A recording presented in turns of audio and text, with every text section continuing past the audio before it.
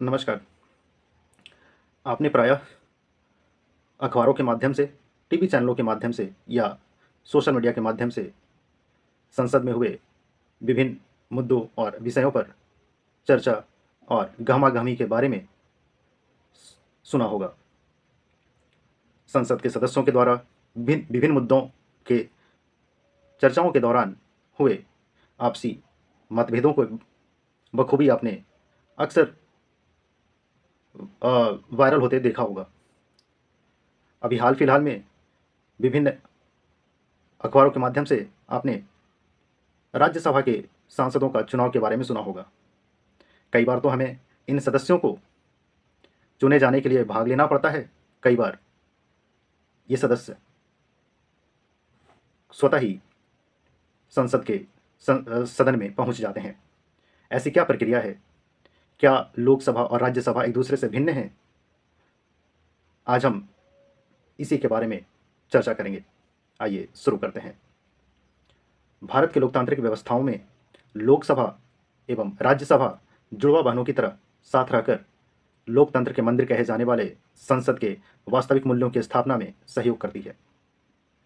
अंग्रेजी शासन के अंतर्गत अंतिम और ऐतिहासिक निर्णय भारत सरकार अधिनियम 1935 में जब प्रांतों से द्वैध शासन को समाप्त कर केंद्र में द्विसदनीय व्यवस्था लागू किया गया, जिसमें केंद्रीय विधानसभा और राज्य परिषद को स्थापित कर प्रत्यक्ष रूप से निर्वाचित सदस्य एवं राज्यों को प्रतिनिधित्व देने का क्रमशः प्रयास इस अधिनियम के तहत किया गया।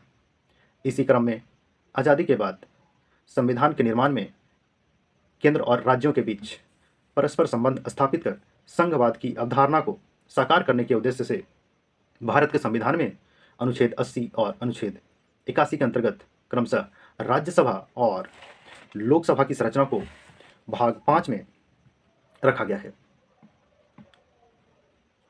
लोकसभा और राज्यसभा के मध्य अंतर को समझने के लिए हम विभिन्न बिंदुओं के संदर्भ में देख सकते हैं। जैसे अगर हम राज्यसभा की बात करें तो राज्यसभा को भारतीय संविधान में अनुच्छेद 80 के तहत, वहीं लोकसभा को भारतीय संविधान में अनुच्छेद 81 के तहत रखा गया है। राज्यसभा की चुनावी प्रक्रिया अप्रत्यक्ष होती है, वहीं लोकसभा की चुनावी प्रक्रिया प्रत्यक्ष होती है। राज्यसभा के चुनाव में भाग लेने वाले सदस्य लोकसभा के निर्वाचित सदस्य के साथ सभी राज्यों के विधानसभा के निर्वाचित सदस्य एवं दिल्ली और पौंडीचेरी विधानसभा के निर्वाचित सदस्य शामिल होते हैं। वहीं लोकसभा के चुनाव में पूरे देश के जनता भाग लेती है। राज्यसभा के सदस्यों की कार्यकाल की बात करें तो राज्यसभा के सदस्यों की कार्यकाल 6 वर्षों का होता है, वहीं लोकसभा के सदस्यों का कार्यकाल 5 वर्षों का होता है। राज्यसभा के कुल सदस्यों की संख्या 245 है, वहीं लोकसभा के कुल सदस्यों की संख्या 543 है। राज्यसभा में कुल 12 सदस्य राष्ट्रपति के द्वारा मनोनीत किए जा सकते हैं, वहीं लोकसभा में मनोनीत किए जाने की कोई प्रावधान नहीं है। राज्यसभा के कुल सदस्यों का 1/3 सदस्य प्रत्येक 2 वर्षों में पदमुक्त हो जाते हैं, वहीं लोकसभा में प्रत्येक 5 साल के बाद सभी सदस्य एक साथ पदमुक्त होते हैं।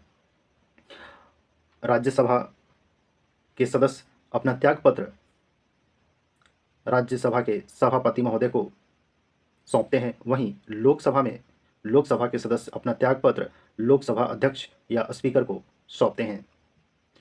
राज्यसभा में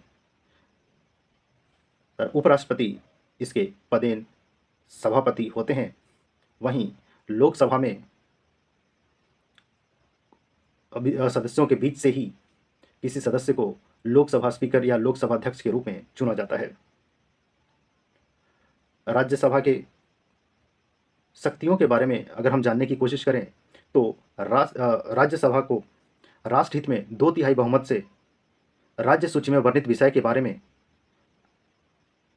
कानून बनाने की शक्ति प्रदान की गई है, वहीं लोकसभा में किसी भी विषय पर कानून बनाने की शक्ति प्रदान की गई है। राज्यसभा को अखिल भारतीय सेवाओं के पद सृजन का विशेष अधिकार दिया गया है, वहीं लोकसभा को ऐसी कोई प्रावधान नहीं है। राज्यसभा के विशेष अधिकारों में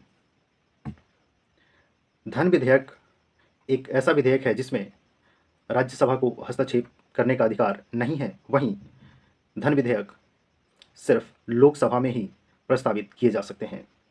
उपयुक्त सभी मुद्दों पे ध्यान रखते हुए राज्यसभा और लोकसभा के बीच अंतर को समझा जा सकता है। धन्यवाद।